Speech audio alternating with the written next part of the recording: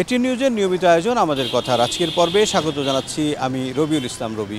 প্রিয় দর্শক, আপনারা জানেন করোনা ভাইরাসের নতুন ধরনের সংক্রমণ ছড়িয়ে পড়েছে। আমাদের কথার আজকের পর্বে আমরা তুলে ধরব এ বিষয়ে সাধারণ মানুষ কতটা সচেতন। আজকে প্রতিটি নাগরিকের উচিত সেটা সব কিছুতেই তাদের করোনার যে নির্দেশনাবলী আছে, ডাক্তাররা যেটা বলেছে, মাস্ক পরা, জনসমাগম কম যাওয়া, যেখানে জনসমাবেশ সেখানে কম যাওয়া, তারপরে যেসব জায়গায় যেসব নীতিমালাগুলি সেই জিনিস আমাদের মেনে নেওয়া উচিত।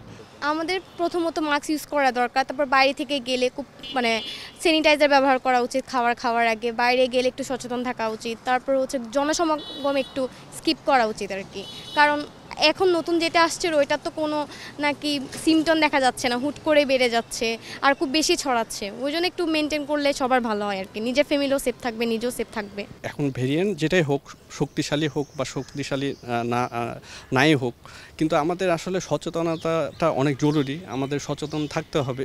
ব্যক্তিগত সচেতনতা খুব বেশি দরকার, কারণ আমরা বাইরে বের হচ্ছি বা মানুষজনের সাথে মিশছি, তো সব কিছু মিলিয়ে দেখা যায় যে নিজে যদি সেফ না থাকি, আমি কিন্তু আরেকজনকে করে ফেলবো, তা আমার মাধ্যমে আরেকজন আক্রান্ত হয়ে যাচ্ছে। আর সচেতনতা বলতে গেলে আপনার পরিবার, আমি নিজে থাকবো, আমার পরিবারকে করব। আর আমি যখন আমার পরিবারকে করতে পারবো, এইভাবে যখন আমার মতো 5টা ছেলে বা 5টা মেয়ে তার পরিবারকে করতে পারবে, তখন সমাজ অটোমেটিক হয়ে যাবে, আর সমাজ হলে একটা দেশও হয়ে যাবে। যেহেতু এটা ছোঁয়াচে রোগ, নির্দিষ্ট একটা দূরত্বে আমাদের থাকতে হবে আর কি। বাজারঘাট যেখানেই আমরা যাই সেখানে নিরাপদ দূরত্ব বজায় রেখে আমাদের চলাফেরা করতে হবে। প্রথম কাজ হচ্ছে আমাদের মাস্ক পরিধান করা, তারপরে আমাদের নির্দিষ্ট দূরত্ব মেনটেন করা, তারপর আমাদের অপেক্ষা করা নেক্সট এই ভ্যারিয়েন্টের জন্য পরবর্তী কোনো ডোজ বা নির্দেশনা আসলে সেই হিসেবে আমরা মেনে চলবো আর কি। যদি এটা সম্বন্ধে মানুষের ভিতরে অ্যাওয়ারনেসটা আরও বেশি বাড়ানো যায়, সেক্ষেত্রে আশা করি হয়তো মানুষ মাস্ক পরার ব্যবহারটা বাড়াবে। আস্তে আস্তে জিনিসটা হয়তো একদম একসাথে বেড়ে যাওয়ার থেকে জিনিসটা কন্ট্রোলে আনা যাবে। আমাদের কথায় স্বাগত জানাচ্ছি আমি গোপালগঞ্জ থেকে সজীব বিশ্বাস। করোনার নতুন সংক্রমণ, কতটা সচেতন সাধারণ মানুষ, চলুন জেনে আসি গোপালগঞ্জের সাধারণ মানুষের মতামত।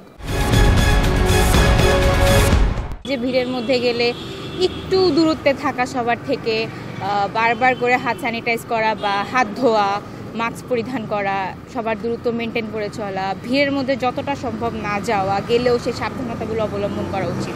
যেরকম আগে যেরকম হয়েছিল, লকডাউন দিয়ে দিচ্ছিল বা অন্য গাড়ি ঘোড়া কিছুটা সীমিত চলতো, মানুষ মাস্ক ছাড়া ব্যবহার করতে পারে না, 3 থেকে 6 ফুট মানুষ ব্যবধানে মানুষ চলাফেরা করতো।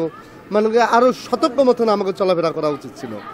যদি আর করোনা যদি এখন এসেই যায়, তাহলে ওই জিনিসটা ওরকমই সেই আগের নিয়মের মতো চলবে, আবার লকডাউনও হবে, মানুষ হয়তো কিছুটা একটু সমস্যাও পড়বে, এরকম কিছু একটা হবে।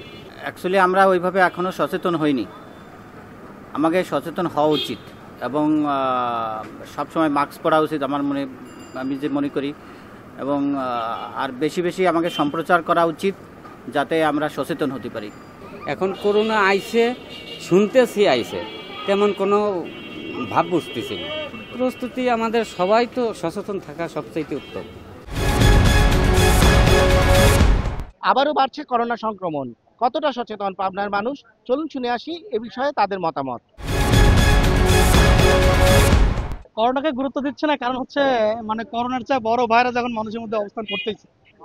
আর এখন যেই করোনার কথা বলতেছেন না, মাস্ক ব্যবহার করার পরে মনে করেন যে আপনার অধিকাংশ লোকই শ্বাসকষ্টে ভুগতেছে, প্লাস করোনাতে যে ইনজেকশনগুলো দেওয়া হয়েছে, আমি নিজেই মনে করেন যে 3টা ডোজ নিয়েছি, নেওয়ার পরে আমি নিজেই অনেক অসুস্থ হয়ে গেছি। এখানে খেটে খাওয়া মানুষগুলো মনে করেন যে এরা অত চিন্তা করে না যে তাদের জীবনটা কি, তাদের জীবিকা নিয়ে বেশি চিন্তা এদের। করোনা অবশ্যই আমাদেরকে সামাজিক ডিস্টেন্স বজায় রেখে আসলে চলা দরকার।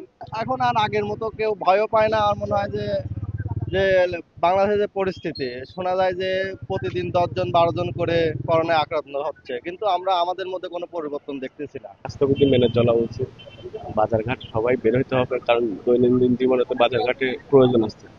স্বাস্থ্যবিধি মেনে আমাদেরকে বের হতে হবে। আসলে গুরুত্ব দিচ্ছে না মানুষ, একবার হয়তো করেছে হয়তো এবার নতুন করে ভাবতেছে যে মনে হয় অত গুরুত্ব নাই, কিন্তু গুরুত্ব দেওয়া উচিত সবারই। এই ছিল আমাদের কথার আজকের আয়োজন। আমি রবিউল ইসলাম রবি ছিলাম আপনাদের সঙ্গে। আবার দেখা হবে নতুন কোনো বিষয় নিয়ে, নতুন কোনো পর্বে। সে পর্যন্ত সবাই ভালো থাকুন, সুস্থ থাকুন, সঙ্গে থাকুন এটিএন নিউজের।